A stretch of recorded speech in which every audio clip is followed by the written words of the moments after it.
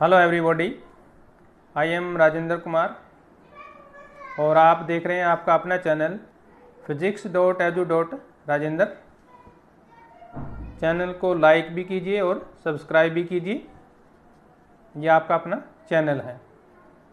और आज हम आपके लिए लेकर आए हैं 9th क्लास, जो हमारी 9th क्लास है उसका जो लेसन है हमारे पास, जीवन की मौलिक इकाई या जीवन एक मौलिक इकाई भी कह देते हैं। तो उसका टेस्ट होगा। टेस्ट में आपके लिए टोटल जो है 20 क्वेश्चन है, 20 प्रश्न है और सभी के प्रश्न जो है मल्टीपल चॉइस क्वेश्चन है। इनके ऑब्जेक्टिव है, ऑप्शन वाले क्वेश्चन है और उसके 4 उत्तर दिए गए हैं ए बी सी डी में। आपने एक आंसर चुनना है, उसमें से ए बी सी डी जो भी आपको सही लगता है और उसको अपनी कॉपी में नोट कर लेना है। और इसके लिए आपको टाइम लगभग 20 मिनट का दिया जाएगा, या जैसे ही ये वीडियो एंड होगा तो तभी आपका समय भी एंड हो जाएगा, मतलब आपका जो है अटेम्प्ट करने का समय भी कंप्लीट हो जाएगा। सभी प्रश्न के उत्तर जो आपको इस वीडियो के जो डिस्क्रिप्शन का लिंक है उसमें दे दिए जाएंगे या कमेंट बॉक्स में दे दिए जाएंगे। तो चलिए हम शुरू करते हैं आज का हमारा जो टेस्ट है, तो जो साइंस हमारा, चलिए शुरू करते हैं हमारा टेस्ट। तो जल्दी जल्दी फटाफट अपनी कॉपी पेन निकाल लीजिए और तैयार हो जाइए बिल्कुल। चलिए शुरू करते हैं। तो जो हमारा पहला प्रश्न है, देखिए ध्यान से, निम्नलिखित में से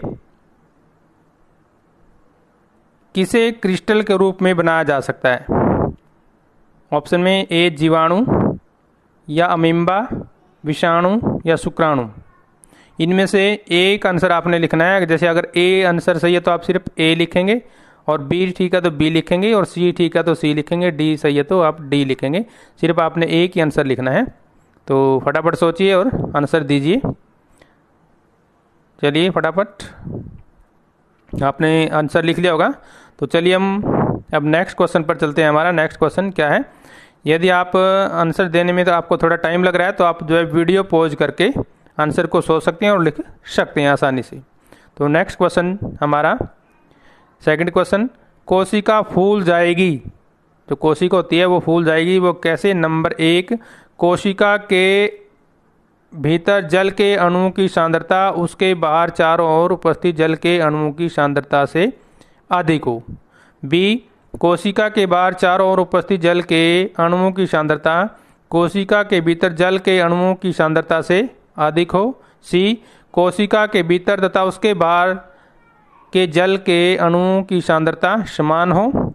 डी, जल के अणुओं की सांद्रता महत्व नहीं रखती। तो ये आपके 4 ऑप्शन हैं, तो उनमें से आपका एक उत्तर सही है। तो लिखिए जो भी है, ए बी सी डी, जो भी सही हो आप लिख दीजिए।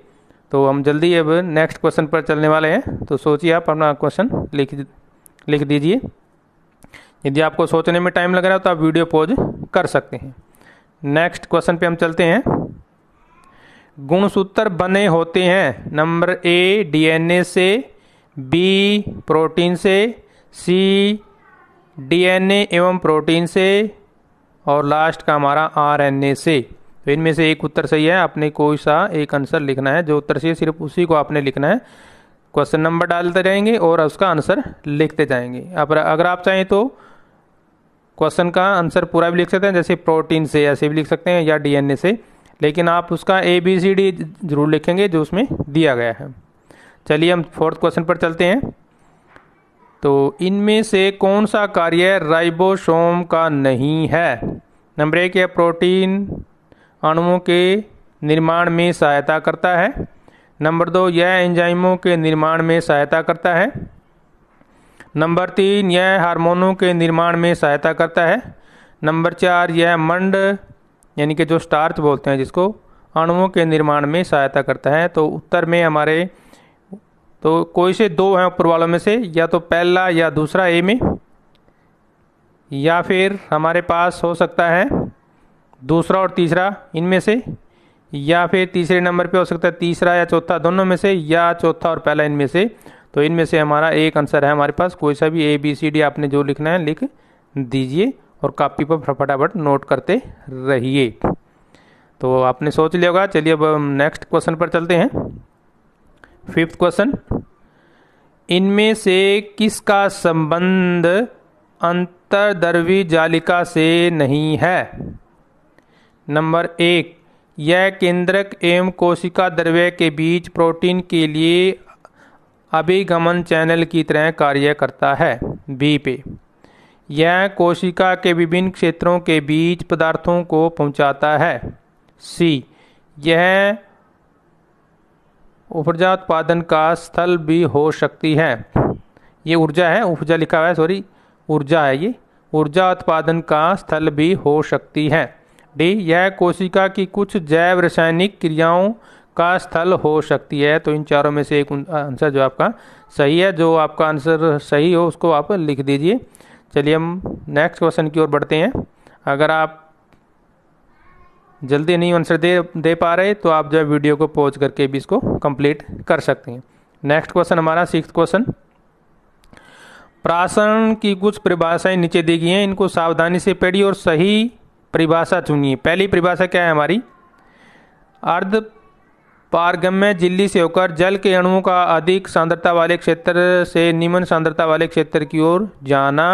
बी, विलायक अणुओं का अधिक सांद्रता से निम्न सांद्रता की ओर जाना। 3 हमारा पारगम्य झिल्ली से होकर विलायक अणुओं का अधिक सांद्रता से निम्न सांद्रता वाले विलयन की ओर जाना।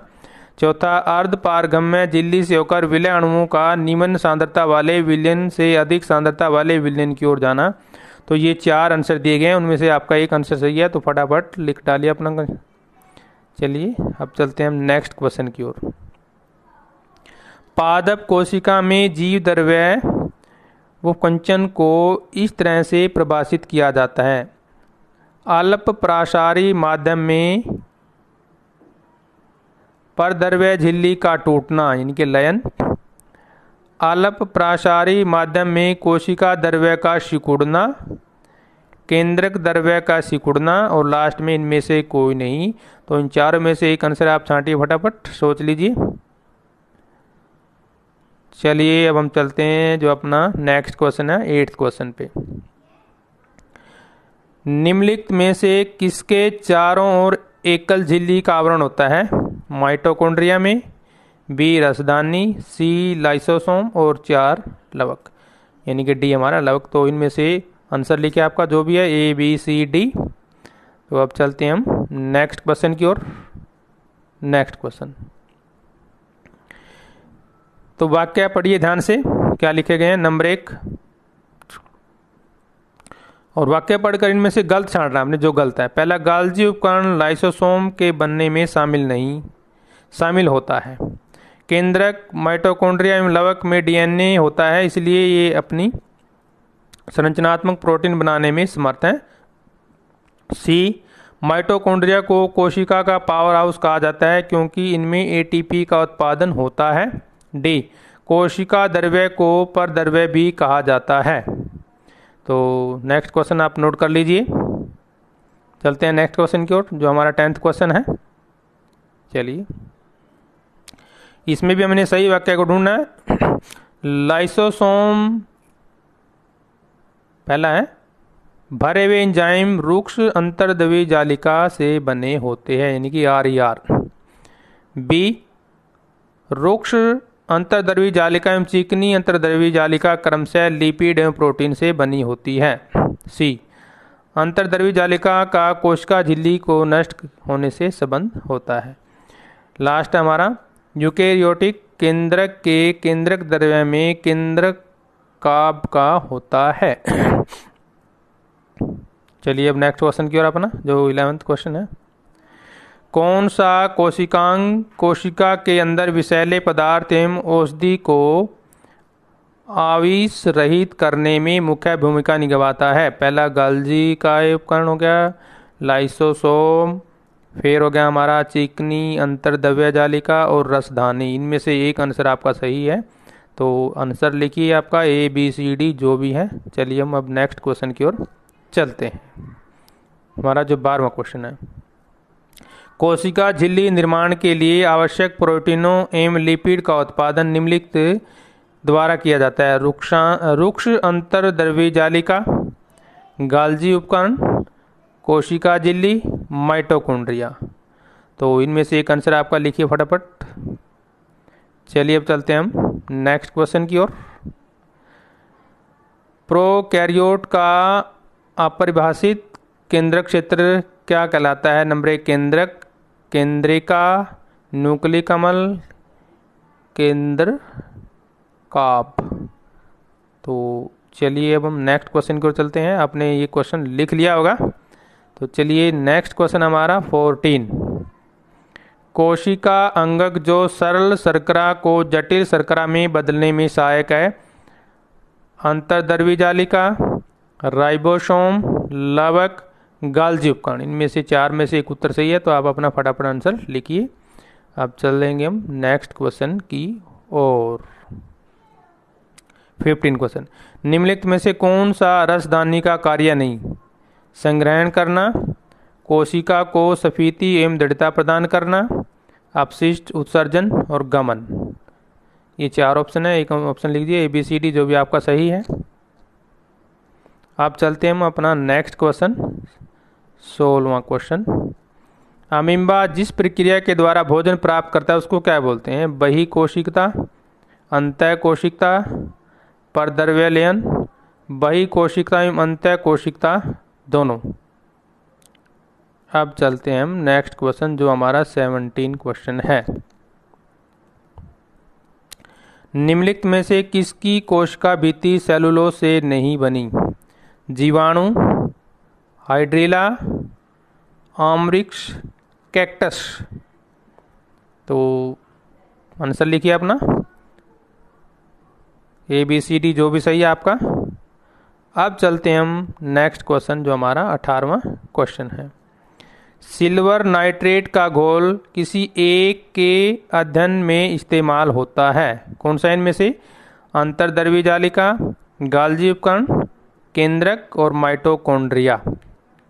तो इनमें से एक उत्तर है आपका, छांटिए कौन सा उत्तर है। चलिए अब नेक्स्ट क्वेश्चन पे चलते हैं। केंद्रक के अलावा वह अंगक जिसमें DNA होता है? अंतर्द्रव्य जालिका, गाल्जी उपकरण, माइटोकॉन्ड्रिया, लाइसोसोम। तो ये था हमारा 19 क्वेश्चन, 19वां प्रश्न। अब चलते हैं हमारा लास्ट क्वेश्चन 20। निम्नलिखित में से किसको कोशिका की रसोई कहा जाता है? माइटोकॉन्ड्रिया को, अंतर्द्रव्य जालिका, हरित लवक, गाल्जी उपकरण। तो इनमें से आपका एक आंसर सही है, तो आंसर छांटिए फटाफट, अपनी कॉपी पे लिखिए। फिर हम चलेंगे, हमारा समय जो है हमें पुकार रहा है, वापस चलेंगे और आपका समय भी लगभग समाप्त हो चुका है। यदि मान लो किसी विद्यार्थी का कोई क्वेश्चन रहता है तो वीडियो पॉज करके फटाफट जो है हमारे पास आंसर भेज दीजिए। तो आपने ABCD आंसर लिखना है जो भी होगा, और उसके ऊपर आपने अपना नाम लिखना है और उसकी फ़ोटो खींचकर हमारे पास सेंड करना है, या जो इस वीडियो का डिस्क्रिप्शन है, लिंक है, उसमें आप अपना नाम लिखेंगे और उसके आंसर लिखेंगे ABCD जो भी है। आपका जो है आंसर जो है चेक करके वापस आपको भेज दिए जाएंगे। तो ये था हमारा आज का 20 नंबर का टेस्ट। तो अभी आपने फटाफट